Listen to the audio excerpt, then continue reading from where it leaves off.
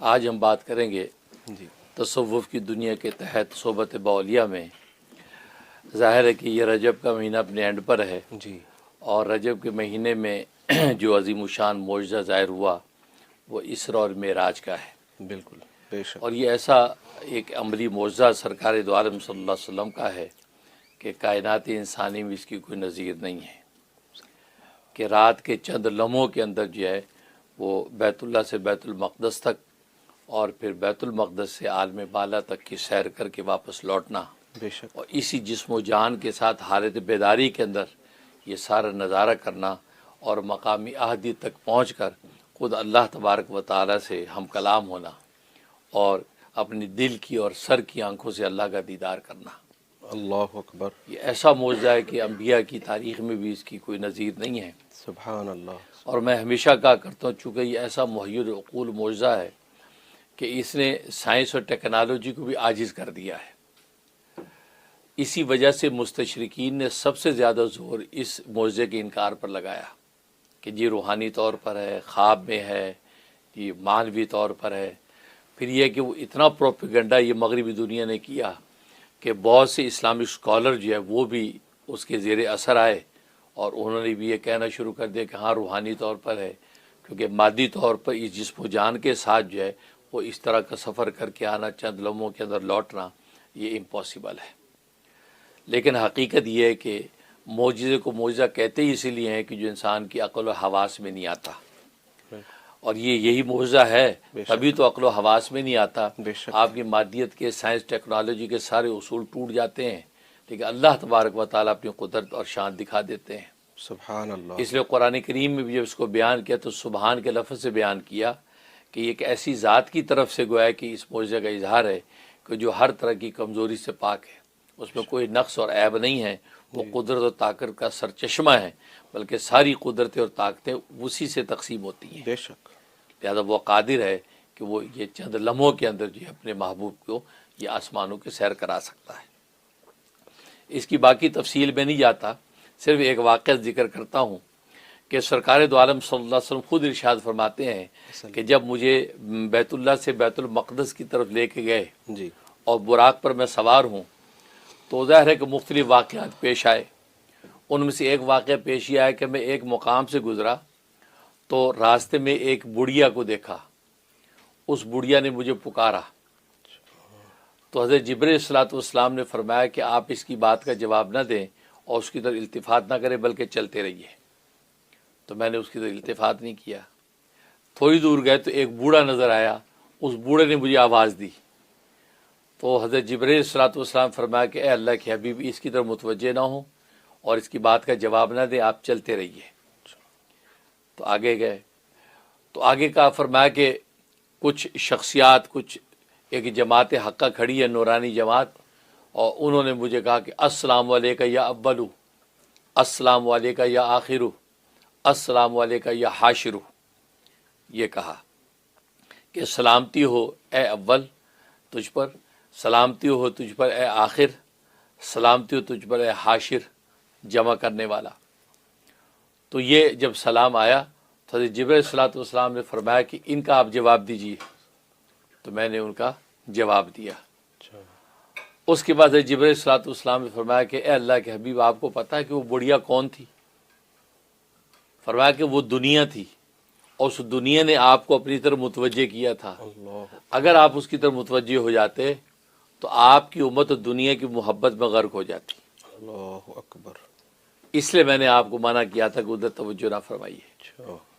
اور آگے جو بوڑھا تھا وہ ابلیس تھا، اس ابلیس نے آواز لگا کے اپنی طرف آپ کو متوجہ کرنے کی کوشش کی۔ تو اگر آپ اس کی طرف متوجہ ہو جاتے تو آپ کی امت گمراہ ہو جاتی۔ وہ اپنا حصہ حاصل کرنا چاہتا تھا، لیکن آگے جو جماعت تھی جس نے آپ کو سلام کیا تو فرمایا کہ وہ حضرت ابراہیم، حضرت موسیٰ، حضرت عیسیٰ علیہ الصلوۃ والسلام ہیں کہ جنہوں نے آپ پر سلامتی بھیجی۔ تو تبھی میں نے کہا کہ اس جماعت حقہ کا آپ جواب دیجئے، اور آپ نے جواب دیا۔ تو فرمایا کہ ان واقعات میں سے یہ بھی ایک واقعہ پیش آیا۔ تو محدثین فرماتے ہیں کہ دیکھیں اس میں جو دنیا جو دکھائی گئی، بوڑھی دکھائی گئی، تو حضرت جبرائیل علیہ الصلوۃ والسلام فرمایا کہ اللہ کے حبیب یہ جو بوڑھی دکھائی گئی دنیا، اس میں اشارہ اللہ تبارک و تعالیٰ نے یہ فرمایا کہ بس دنیا کی بس اتنی سی عمر ہے، جیسے یہ بڑھیا بالکل اپنے آخری لمحات زندگی کے گزار رہی ہے، تو یہ دنیا کا بس اتنا یہ وقت ہے۔ اس کا مطلب اس دنیا پر فریفتہ ہو جانا، اس دنیا پر قربان ہو کر آخرت کو بھول جانا حماقت اور بے وقوفی ہے، کیونکہ اس کی ویسی عمر تھوڑی سی رہ گئی ہے۔ اور اسی طریقے سے ابلیس تو ظاہر ہے کہ وہ بھی بوڑھا دکھایا، مطلب یہ ہے کہ وہ ابلیس جن جو ہے وہ نفسانی خواہشات کے اندر انسان کو ڈالتا ہے، تو وہ بالکل عارضی اور فانی ہے کہ وہ بھی اپنی اینڈ پر ہے، جیسے بوڑھا اپنی زندگی کے آخری لمحات گزار رہا ہوتا ہے۔ اور تیسری جو جماعت تھی جماعت حقہ، انہوں نے ظاہر آپ پر سلامتی بھیجی اور آگے فرمایا یا اولو یا آخرو۔ محدثین یہاں سوال اٹھاتے ہیں کہ یا اولو بھی کہا کہ اول بھی آپ ہیں، اور آخرو بھی کہا کہ آخر بھی آپ ہیں۔ اب ٹیکنیکلی سوال پیدا ہوتا ہے کہ ایک جو اول ہے وہ آخر کیسے ہو سکتا ہے، اور جو آخر وہ اول کیسے ہو سکتا ہے؟ تو نبی کریم صلی اللہ علیہ وسلم کو اس جماعت حقہ نے اول بھی کہا آخر بھی کہا، آخر اس میں کیا راز ہے؟ پہلی بات تو یہ کہ محدثین فرماتے ہیں کہ ان نفوس قدسی نے آپ کو جو آخرو کہا، آخرو کہہ کے ختم نبوت کی مہر لگا دی کہ آپ آخری نبی ہیں، کہ آپ کے بعد جو اب کوئی نہیں۔ بے شک ٹھیک، ظاہر ہے کہ خود نبی پاک صلی اللہ علیہ وسلم فرماتے آنا والساعۃ کا ہاتین، میں اور قیامت یوں قریب قریب ہیں جیسے دو انگلیاں ہیں، معمولی سا بیچ میں دراڑ جو نظر آتی ہے، اتنا سا فاصلہ رہ گیا ہے، میں آگے اور اس کے بعد قیامت، گویا کہ آخر آگے، آخر کے بعد یہ ساری بساط لپیٹ دی جائے گی۔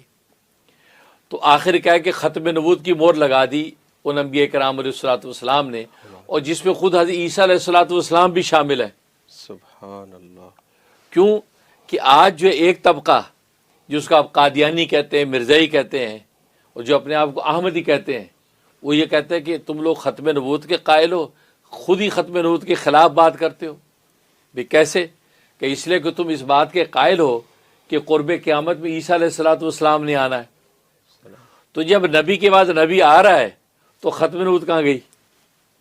ختم نبوت کا مطلب ہے کہ نبی کے بعد کوئی نبی نہیں آنا، اور خود ہی آپ کہتے ہیں کہ عیسیٰ علیہ الصلوۃ والسلام نے آنا ہے، تو آپ خود ختم نبوت کے خلاف بات کر رہے ہیں۔ تو گویا کہ عیسیٰ علیہ الصلوۃ والسلام کے آنے کو وہ یہ کہتا ہے کہ یہ ختم نبوت کے عقیدے کے خلاف ہے، لہذا وہ کہتے ہیں کہ ہم اس بات کے قائل ہیں کہ عیسیٰ علیہ الصلوۃ والسلام نے نہیں آنا۔ تو گویا کہ اصل ختم نبوت کو ہم مانتے ہیں، آپ کہاں مانتے ہیں؟ یہ شبہ ڈالتے ہیں، اور ظاہر ہے کہ یہ ایک جو ہے وہ ابلیسانہ یہ ایک شبہ ہے تاکہ لوگوں کے دماغ کو کیا جائے، کیونکہ بات اصل میں یہ ہے۔ پہلی بات تو کہ یہ جو نص ہے اس میں عیسیٰ علیہ الصلوۃ والسلام خود آپ کو یہ آخرو کہہ رہے ہیں، تو جس نبی کے وجود کو آپ ختم نبوت کے خلاف مان رہے ہیں، وہ نبی خود آپ کی ختم نبوت کا قائل ہو رہا ہے، خود آپ کو آخری نبی کہہ رہا ہے یا آخرو۔ بے شک۔ پہلی بات تو یہ ہے، لہٰذا اس کے کہنے سے ہی آپ کی یہ عقیدے کی جو ہے وہ جڑ کٹ گئی۔ اور دوسری بات یہ ہے، ختم نبوت کا تو مطلب یہ ہے کہ نبی کریم صلی اللہ علیہ وسلم کے بعد کوئی نیا نبی نہیں آنا، بالکل کوئی نیا نبی نہیں آنا۔ تو قتل دجال کے لیے اگر نئے نبی کی گنجائش ہوتی تو اللہ تبارک و تعالیٰ کوئی نئے نبی مبعوث کر کے دجال کو قتل کرواتے، تو چونکہ نئے نبی کی کوئی گنجائش نہیں تھی، تبھی تو اللہ کو پرانا نبی لانا پڑا، اللہ، تبھی تو پرانا نبی لانا پڑا۔ سبحان۔ اگر نئے کی گنجائش ہوتی تو اللہ کے خزانوں میں کوئی کمی ہے؟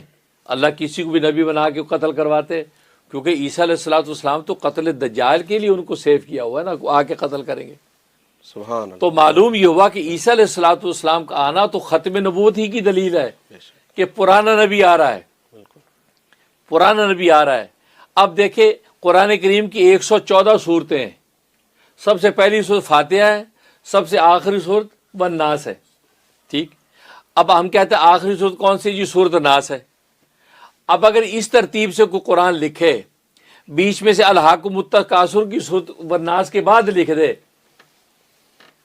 لکھ دے تو کیا آپ یہ کہیں گے کہ قرآن کریم کی آخری صورت سورۃ تکاثر ہے؟ آپ کہیں گے آخری صورت تو سورۃ والناس ہی ہے۔ یہ جو سورۃ تکاثر جو بعد میں لکھ دی گئی، اس کے بعد میں آنے سے والناس کی آخری ختم نہیں ہوئی، وہ آخری صورت وہی ہے۔ واہ، بہت زبردست۔ وہ کسی بھی مسئلے کے تحت بعد میں کاتب نے لکھ دی تو لکھ دی ہو، لیکن والناس کی آخریت ختم نہیں، وہ آخر وہی ہے۔ تو بالکل اسی طریقے سے سرکار دو عالم صلی اللہ علیہ وسلم جو آخری نبی ہیں، ان کے بعد اگر کوئی پرانا نبی آ گیا تو نبی پاک صلی اللہ علیہ وسلم کی ختم نبوت پر کوئی حرف نہیں آیا کہ آپ کی آخریت پکی ہے۔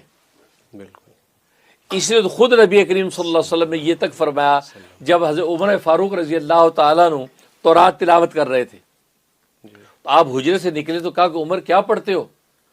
تو کھڑے ہو گئے کہ یا رسول اللہ صلی اللہ علیہ وسلم میں تورات تلاوت کر رہا ہوں، کیونکہ اتنے بڑے جلیل و قدر نبی جو ان کی یہ کتاب ہے تو میں پڑھ رہا ہوں، اس میں کیا معارف ہیں، کیا علوم ہیں، اللہ کے کلیم ہیں، تو میں اس لیے پڑھ رہا ہوں تاکہ پتہ چلے اس میں کیا کچھ لکھا ہوا ہے، ظاہر ہے ایک انفارمیشن کا شوق۔ تو نبی پاک صلی اللہ علیہ وسلم کا چہرہ غصے سے سرخ ہو گیا، ایسا سرخ، اور صحابہ اس کی تعبیر یوں فرمایا کرتے تھے کہ جب آپ انتہائی غصے جب ہوتے تھے تو آپ کی یہ گال اتنے سرخ ہو جاتے جیسے اس میں انار نچوڑ دیا گیا ہو۔ اب عمر فاروق اب رضی اللہ تو اپنی بات کر رہے ہیں اور آپ کے چہرے کی طرف دیکھ ہی نہیں رہے، تو ابو بکر نے کونی ماری، عمر رسول اللہ کا چہرہ دیکھو کتنا غضبناک ہو رہا ہے تیری اس بات پہ۔ انہوں نے دیکھا تو گھبرا گئے، فوراً کہنے لگے رضیت باللہ ربا وبالاسلام دینا وبمحمد صلی اللہ علیہ وسلم نبیہ۔ اور یہ عنوان ایسا تھا کہ یہ جب نبی پاک کے سامنے بیان کیا تھا تو آپ کا غصہ ٹھنڈا ہو جاتا سبحان کہ میں راضی ہو گیا اللہ کو اپنا رب بنا کر، سبحان اللہ، میں راضی ہو گیا اسلام کو اپنا دین بنا کر، میں راضی ہو گیا محمد صلی اللہ علیہ وسلم کو اپنا نبی بنا کر۔ یہ الفاظ جب کہتا کوئی تو آپ کا غصہ جو ٹھنڈا ہو جاتا۔ جی، اس کے بعد آپ نے فرمایا کہ والذی نفسی بیدی، اے عمر قسم اس ذات کی جس کے قبضہ قدرت میں میری جان ہے، کہ لو کانا موسیٰ حیًّا، اگر موسیٰ آج زندہ ہو کر آ جائیں ان کو بھی میری پیروی کیے کوئی گزارا نہیں، وہ میری پیروی کریں گے۔ تم موسیٰ کی کتاب پڑھتے ہو، گویا کہ میں تمہارے لیے قرآن لے کے آیا ہوں جو سارے علوم و معارف کا مجموعہ ہے، لیکن اگر موسیٰ خود بھی اگر آ جائیں تو میری پیروی ان کے لیے ناگزیر ہوگی، اور تم موسیٰ کی کتاب پڑھ رہے میرے ہوتے ہوئے۔ جی، اب اس میں لو کانا حیًّا کہہ دیے، موسیٰ بھی اگر آ جائیں تو نبی پاک تو خود کہہ رہے میں آخری نبی ہوں، تو اس کا مطلب وہ آ بھی جائیں تو میری آخرت ختم نہیں، ختم نبوت کا تاج میرا ہی رہے گا۔ تو مطلب کہ آخری نبی آپ ہیں، یا تو کوئی بھی نبی آپ کے بعد آ بھی جائے پرانا تو اس کا مطلب آپ ختم نبوت کا تاج آپ ہی کے سر رہتا ہے۔ تو عیسیٰ علیہ الصلوۃ والسلام کا آنا دنیا میں یہ آپ کے ختم نبوت کی بہترین دلیل ہے، اور یہی دلیل جو ہے وہ علامہ انور شاہ کشمیری رحمۃ اللہ علیہ نے بھی نقل فرمایا کہ یہ تو ختم نبوت کی دلیل ہے، کیونکہ اگر نئے نبی کی گنجائش ہوتی تو اللہ نیا نبی خطر دجال کے لاتا، کیونکہ گنجائش نہیں تھی تو پرانا نبی لانا پڑا، سبحان اللہ، اس سے ختم نبوت ثابت ہوتی۔ بہت تو خوبصورت، معلوم ہے کہ یا اول ہو یا آخر ہو۔ اب یہ اول بھی کا آخر کا اس کا کیا مطلب؟ اس کا مطلب یہ ہے کہ محدثین بڑی اچھی مثال دیتے ہیں، فرمایا بیج ہوتا ہے نا، بیج جو ہے نا یہ بالکل درخت کا بالکل اول ہے، اس کو زمین میں آپ جو ہے وہ بو دیتے ہیں، اب وہ اگتا ہے بیج، یہاں تک کہ درخت بن جاتا ہے، آم کا درخت بن گیا، اس پہ آم لگ گئے، آم کے اندر پھر بیج ہے، وہی بیج پھر آپ بوتے اگلا درخت بنتا ہے۔ تو یہ کیا بات ہے، بیج اول میں بھی بیج تھا، بعد میں پھر بیج۔ فرمایا بس یہی ہے کہ نبی اس کائنات کے اندر تخلیق جب کی اللہ نے، سب سے پہلے نبی کے نور کو پیدا کیا، سب سے پہلے آپ کو پیدا کیا، اور اس کے بعد اسی یہ کہ نبی پاک کے نور سے ساری کائنات کو بنایا، جیسے کہ حدیث میں آتا ہے۔ اور پھر آپ صلی اللہ علیہ وسلم اس پوری کی پوری کائنات کا نچوڑ خلاصہ آخر بھی آپ، جیسے بیج جو ہے وہ اول بھی ہے، اور بیج جو پورا تناور درخت بننے کے بعد آخر بھی ہے۔ سبحان، اس لیے نبی فرماتے ہیں کہ میں جو ہے وہ انا اول خلقا و آخر بعثا، میں پیدا سب سے پہلے ہوا ہوں اور مبعوث ظاہر سب سے آخر میں ہوں۔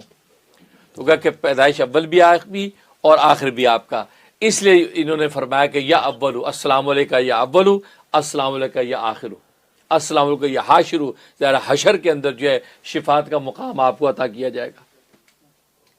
اس وجہ سے محدثین نے لکھا ہے کہ نبی کریم صلی اللہ علیہ وسلم نے اللہ کے ساتھ تواضع کی، عاجزی کی، اللہ نے آپ کو معراج کا جو مقام اور کمال عطا فرمایا ہے، اور خلق خدا کے ساتھ آپ نے عاجزی اور تواضع کی تو اللہ نے خلق خدا کی شفاعت کا مقام آخرت میں آپ کو دے دیا۔ سبحان اللہ۔ تو گویا کہ یہ تواضع اور عاجزی، فرمایا کہ یہ وہ کمال کی چیز ہے کہ یہ انسان کو ایسا روحانی معراج عطا فرماتی ہے کہ اللہ تبارک و تعالیٰ کو قرب خاص نصیب ہو جاتا ہے۔ سبحان اللہ۔ تو گویا کہ اس واقعے سے یہ لطائف ہمیں پتہ چلتے ہیں بالکل۔ کہ انسان عجز، عاجزی اور تواضع کے ساتھ کہاں سے کہاں پہنچتا ہے، اور نبی کریم صلی اللہ علیہ وسلم نے جو یہ حقیقت ظاہر فرمائی کہ دنیا کی طرف توجہ۔ اور پھر اس میں ایک اور نقطہ لکھا محدثین نے کہ فرمایا نا کہ بڑھیا نے آپ کو آواز دی تو آپ کو جب نے کہا نہیں آپ متوجہ نہ ہوں، اس کا مطلب ہے انسان متوجہ بھی ہو جائے تو وہ اپنا اثر دکھا دیتی چیز، اللہ، اثر دکھا دیتی ہے۔ اس لیے فرمایا کہ جس چیز سے بچنا ہو ادھر توجہ بھی نہ کرو، کیونکہ وہ اپنا اثر چھوڑ جاتی ہے، اثر چھوڑ جاتی ہے۔ تبھی تو فرمایا کہ پہلی نظر اگر پڑ جائے تو وہ معاف ہے، لیکن دوسری نظر آپ ارادے سے نہ ڈالیں نامحرم پر، کیونکہ نظر آپ کی پڑی، وہ نظر پڑی، وہ نقشہ آپ کے دل و دماغ میں بیٹھ گیا، وہ اپنا اثر دکھائے گا۔ نعوذ باللہ۔ اور آج تو میں کہتا ہوں سوشل میڈیا کا دور ہے، اب سوشل میڈیا پہ آپ کوئی قرآن کا درس سن رہے ہیں، بیچ میں کوئی فضول چیز آ گئی، اب آپ مطلب کہتے ہیں چلو ایک نظر ڈال دو، وہ توجہ آپ نے کی، وہ اپنا اثر دکھائے گی۔ اس اثر دکھانے کے نتیجے میں انسان آہستہ آہستہ جو ہے وہ نفسانی خواہشات میں مبتلا ہونے لگے گا۔ تو معلوم ہے کہ گناہ اور معاصی کی طرف توجہ بھی نہ کرو، کیونکہ توجہ کرنے سے بھی وہ چیز اپنا اثر دکھاتی ہے۔ اللہ سے دعا ہے کہ اللہ تبارک و تعالیٰ یا وہ محفوظ رکھے اور عمل کرنے کی توفیق عطا فرمائے۔ آمین۔ بہت حضرت، بہت جزاک اللہ خیر، بہت خوبصورت معرف آپ نے بیان کیے، بہت خوبصورت سفر تھا، اور آپ سے مزید اس کی روایات سنیں گے جو آپ بہت ہی اعلیٰ انداز سے سکھاتے ہیں، سمجھاتے ہیں۔